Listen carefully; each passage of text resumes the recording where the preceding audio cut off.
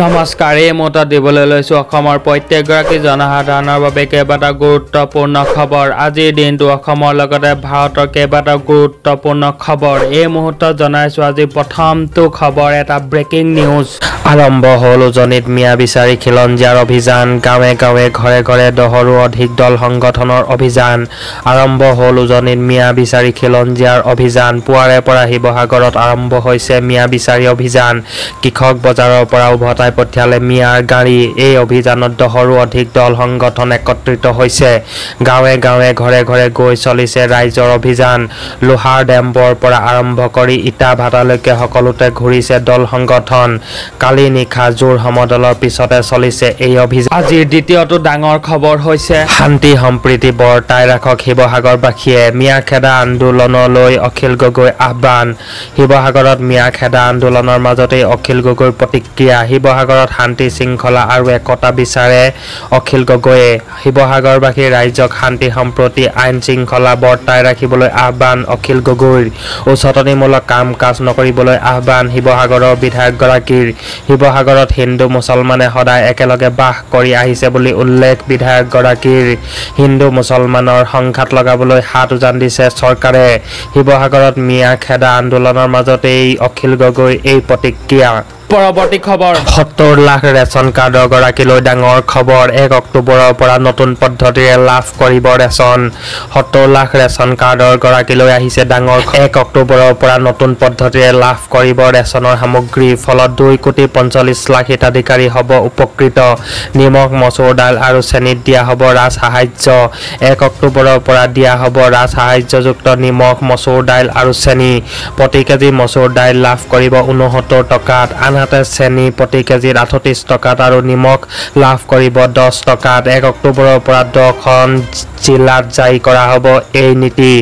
1 নৱেম্বৰৰ পৰা 25খন জিলাত এই আঁচনি কাৰ্যকৰী হ'ব। খাদ্য আৰু ৰাজহুৱা বিতৰণ আৰু গ্ৰাহক পৰিক্ৰমা বিভাগৰ মন্ত্ৰী কৌশিক ৰায়ৰ ডাঙৰ ঘোষণা। পৰৱৰ্তী খবৰ অৰুণোদয়ৰ পৰা নিযুত মইনালৈকে ৰেচন কাৰ্ডৰ পৰা 10,000 টকালৈকে মুখ্যমন্ত্ৰীৰ 7টা বৃহৎ ঘোষণা। অৰুণোদয়ৰ পৰা লাখপতি বাইদেউৰ আঁচনিলৈকে মুখ্যমন্ত্ৰীয়ে দিলে বৃহৎ ঘোষণা। অৰুণোদয়ৰ ধন লাভ কৰা মহিলাৰ বাবে ডাঙৰ খবৰ দিলে মুখ্যমন্ত্ৰীয়ে। উজলা আঁচনিত লাভ কৰা মহিলায়ো লাভ কৰিব 250 টকা ৰেহাই ব্যৱস্থা। 1 আগষ্টৰ পৰা সমষ্টিয়ে সভা পাতি মহিলাক প্ৰদান কৰা হ'ব 10,000 টকাকৈ। 6 আগষ্টৰ পৰা কলেজে আৰম্ভ হ'ব নিযুত মইনা আঁচনিৰ আবেদন। একাদশ শ্ৰেণীত অধ্যয়নৰত ছাত্ৰীয়ে প্ৰতিমাহে লাভ কৰিব 1,000 টকাকৈ। স্নাতক পৰ্যায়ত অধ্যয়নৰত ছাত্ৰীয়ে প্ৰতিমাহে লাভ কৰিব 1,500 টকাকৈ। স্নাতকোত্তৰ পৰ্যায়ত অধ্যয়নৰত ছাত্ৰীয়ে প্ৰতিমাহে লাভ কৰিব 2,500 টকাকৈ আৰু মেট্ৰিক দিবলগীয়া ছাত্ৰীয়ে 3 মাহৰ বাবে পাব 300 টকাকৈ। অৰুণোদয়ৰ পৰা লাখপতি বাইদেউৰ আঁচনিলৈকে মুখ্যমন্ত্ৰীয়ে দিলে বৃহৎ ঘোষণা। অৰুণোদয়ৰ ধন লাভ কৰা মহিলাৰ বাবে ডাঙৰ খবৰ দিলে মুখ্যমন্ত্ৰী। পৰৱৰ্তী খবৰ শিৱসাগৰৰ পিছত 3 দিনৰ ভিতৰত গোলাঘাট এৰিব লাগিব মিয়াই। ঘৰে ঘৰে জাতীয় সংগ্ৰামী সেনাৰ অভিযান। 3 দিনৰ ভিতৰত গোলাঘাট এৰিব লাগিব মিয়াই। ঘৰে ঘৰে জাতীয় সংগ্ৰামী সেনাৰ অভিযান আৰম্ভ হৈছে। গোলাঘাটৰ বিভিন্ন প্ৰান্তত মিয়া খেদা অভিযান আৰম্ভ হৈছে। গোলাঘাটৰ বিভিন্ন প্ৰান্তত মিয়া খেদা অভিযান। বিভিন্ন প্ৰান্তত বাইক ৰেলী কৰি মিয়া বিচাৰি ঘৰে ঘৰে সোমাইছে জাতীয় সংগ্ৰামী সেনাৰ সদস্য। 3 দিনৰ ভিতৰত স্থান এৰি যাবলৈ হুংকাৰ প্ৰদান কৰা হৈছে। পৰৱৰ্তী খবৰ খিলঞ্জীয়াক লাইচেন্স প্ৰদানত বিৰোধিতা আমচুৰ। মুছলমান ৰাইজৰ মাজত আমচুৱে জাগৰণ কৰিব শিক্ষাৰ।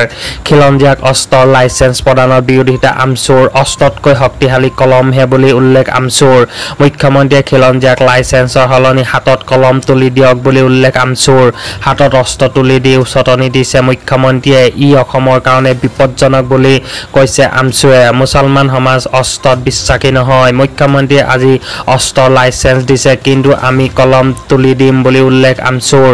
মুছলমান ৰাইজৰ মাজত আমচুৱে জাগৰণ কৰিব শিক্ষাৰ। অসমৰ আইন শৃংখলা ৰক্ষাত মুখ্যমন্ত্ৰী ব্যৰ্থ হৈছে বুলি উল্লেখ আমচুৰ। এই কথা মুখ্যমন্ত্ৰীয়ে স্বীকাৰ কৰিব লাগে। সেনা বাহিনী থকাৰ পিছতো খিলঞ্জীয়াক অস্ত্ৰ প্ৰদান কৰাটো দুৰ্ভাগ্যজনক বুলি আখ্যা দিছে আমচুৱে। খিলঞ্জীয়াক অস্ত্ৰ প্ৰদানৰ ফলত ৰাজ্য অস্থিৰ হৈ পৰিব বুলি উল্লেখ আমচুৰ।